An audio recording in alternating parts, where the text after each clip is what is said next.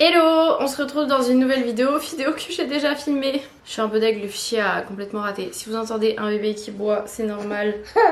Oui, c'est toi que je parle. Que Alec est en train de manger. Si vous voyez que ce côté-là de mes cheveux est pas fini d'être bien bouclé, c'est parce que j'ai été interrompue. Sauf que là, en fait, on part dans 1 heure, donc il faut que je filme maintenant. Et monsieur a faim, donc on essaie de tout combiner, d'accord? Dans cette vidéo, je vais vous expliquer pourquoi je vais devoir me faire opérer du nez tout bientôt, c'est-à-dire dans un peu plus d'1 mois. Je vais me faire une rhinocéptoplastie. Je ne fais pas juste une rhinoplastie pour changer le physique de mon nez, mais on va tout expliquer. J'en avais parlé un petit peu pendant mes symptômes de grossesse, mais on va déjà récapituler. Depuis toute petite, j'ai toujours eu besoin de me moucher très régulièrement, au moins matin et soir, parfois la nuit, parfois plus en journée. J'ai toujours été celle qui se balade avec des mouchoirs dans son sac parce qu'elle a besoin de se moucher. Quand je partais et que j'avais pas de mouchoir, c'était un peu la galère.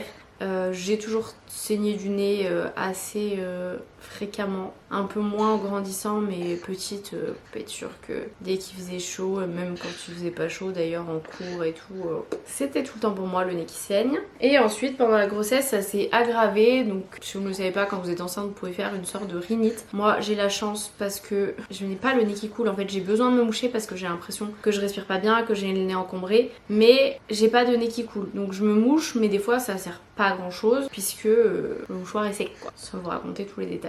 Et du coup pendant la grossesse ça s'est bien aggravé et en fait j'ai dû me mettre à renifler tout le temps. Donc ceux qui me suivaient dans les lives tout au début vous l'avez bien remarqué, il y en a que ça saoulait, mais dites-vous que si ça vous saoule, vous qui regardez genre une petite partie de ma vie, alors moi qui subis ça 24h/24, c'est très chiant. Genre vraiment tout le temps besoin de renifler pour reprendre mon air, sinon j'ai l'impression que genre que j'ai pas assez d'air quoi.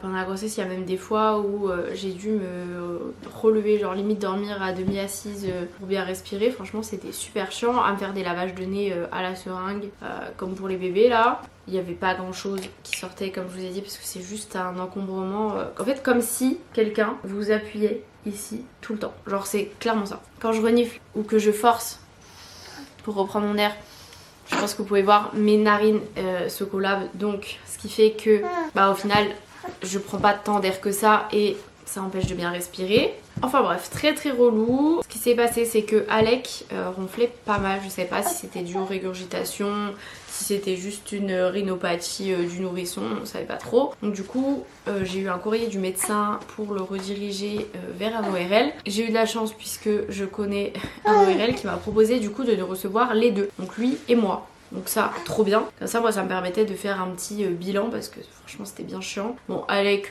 c'est rien de plus qu'une rhinopathie du nourrisson, donc voilà. Ça va beaucoup mieux, il ronfle quasiment plus. Parce qu'il ronflait, mais pas forcément quand il dormait, hein, c'était aussi la journée. Mais moi, par contre, puisqu'on a eu le droit tous les deux à une petite caméra dans le nez, donc c'est comme un test PCR en pire, d'accord? Vraiment en pire. Bébé, il faut manger! Et du coup...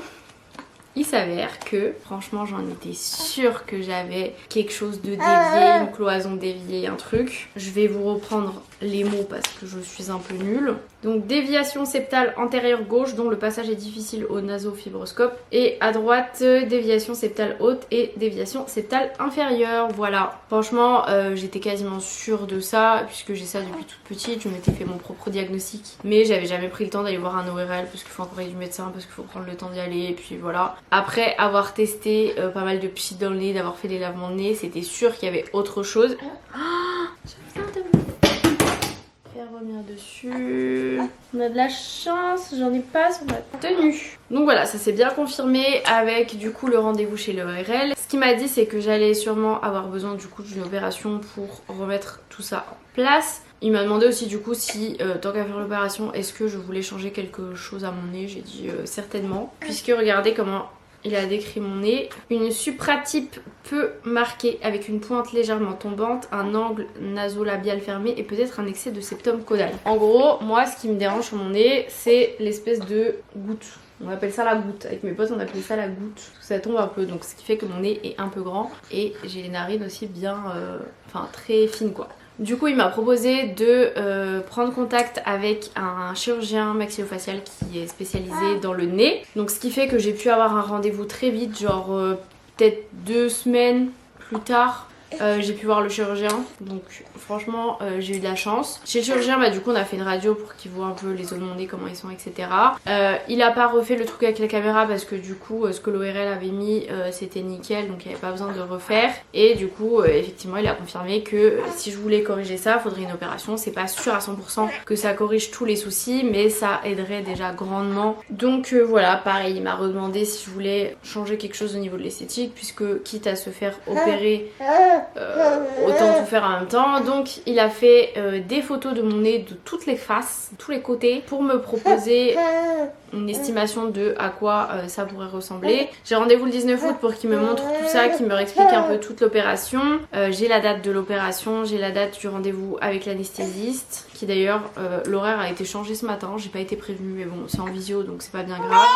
Et il faut aussi que j'aille voir une allergologue, donc ça j'ai rendez-vous en septembre, parce qu'il y a peut-être des fois où je suis encombrée, c'est à cause des allergies, et je sais que j'ai des allergies genre le chat, je pense pollen et sûrement la poussière, parce que des fois j'éternue beaucoup, donc ça me permettrait d'être fixée. Mais je sais que c'est pas que ça, parce que sinon les pchit la met dans le nez et les cachets contre les allergies, ça aurait suffi à tout améliorer. C'est quoi le problème? Tu peux faire autre chose pendant que tu manges? Non. Je sais plus où est-ce que j'en étais. Donc j'ai le rendez-vous qui est pris pour l'opération, il m'a expliqué un petit peu comment ça se passait. J'aurai du coup une cicatrice en dessous là parce qu'ils vont ouvrir ici. Après ce qu'ils vont faire exactement ça je pourrais pas vous redire parce que je sais plus. Et je crois pas, enfin j'ai pas eu de courrier du chirurgien. Il a dû envoyer ça à l'ORL mais moi j'ai pas. Du coup je reprends mon petit dossier. Je vais me faire opérer à Lyon Sud, voilà pour ceux qui veulent savoir.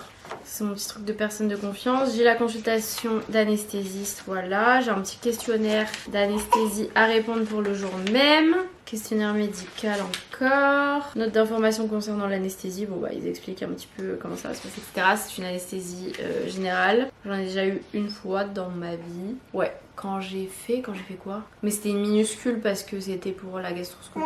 Et ça c'est le rendez-vous consultation avec l'ORL. Donc faudra que j'y retourne, faire un petit update. Et ça c'est le rendez-vous d'hospitalisation. Je sais pas encore à quelle heure j'ai rendez-vous, mais je sais la date. Je vous le dis pas forcément, je vous communiquerai ça plus tard. Mais c'est ambulatoire, donc c'est à dire que j'arrive le matin, je me fais opérer, on me surveille et je repars le soir. Ensuite j'aurai des mèches, j'aurai un plâtre, des bleus aussi. Je vais avoir une infirmière qui va venir à la maison et ensuite j'aurai la consultation une semaine après en chirurgie. Je crois qu'à ce moment là ils doivent enlever les mèches et le plâtre et après le mois d'après je reviens voir ce que ça a donné. Il m'a bien expliqué que fallait du temps pour que ça dégonfle, pour que je re-respire normalement. Je crois que c'est bien 3 semaines, 2-3 semaines il m'avait dit. Et après au bout de 3 mois ça aura déjà bien dégonflé, mais le résultat il sera définitif qu'au bout d'un an vraiment. Donc voilà, je suis en même temps contente parce que j'ai hâte de pouvoir bien respirer et en même temps je stresse un peu. Imaginez genre il change mon nez d'une façon que j'aime pas, parce qu'en fait je vais voir des photos avant donc je saurai à peu près à quoi ça va ressembler, mais imaginez genre c'est un peu stressant. Étant donné que c'est pas juste de la chirurgie esthétique, c'est du coup remboursé par la sécu, sinon je crois que c'est 2400 € là-bas il m'a dit. Voilà, j'avais déjà hésité à me faire refaire le nez parce que je le trouvais un peu long, puis finalement je me suis habituée parce que avant je pouvais pas du tout genre faire des photos genre de profil, vraiment de profil, je ne supportais pas. Maintenant je me suis habituée à un moment donné, ça fait 27 ans que j'ai ce nez, voilà. Qu'est-ce qu'on a d'autre là-dedans? Comment se laver? Alors il faut déjà se laver à la bétadine, je pensais que ça ne se faisait plus ça, mais apparemment si.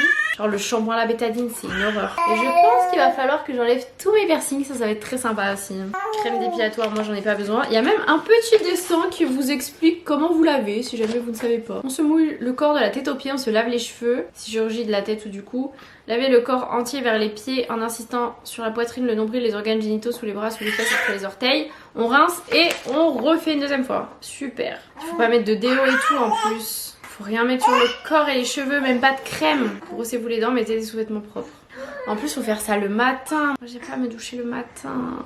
Ça c'est les numéros, on s'en fout. Ça et la fiche de préadmission. Donc il va falloir que je remplisse tout ce petit dossier, que je prépare tout. Mais voilà pour les nouvelles, puisqu'il y en a plein qui me demandaient pourquoi j'allais me faire opérer, sachant que...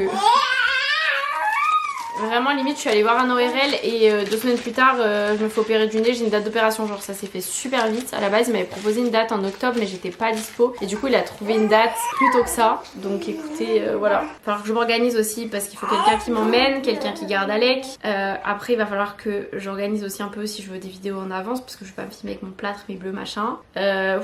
C'est une grande aventure, voilà, mais j'ai un peu hâte, j'avoue. Si vous avez des questions ou si vous êtes déjà fait opérer pour les mêmes choses que moi, n'hésitez pas à me dire tout ça dans les commentaires. J'espère que cette vidéo vous aura plu, n'hésitez pas à mettre des petits pouces et à vous abonner. Et je vous dis à plus tard pour une prochaine vidéo.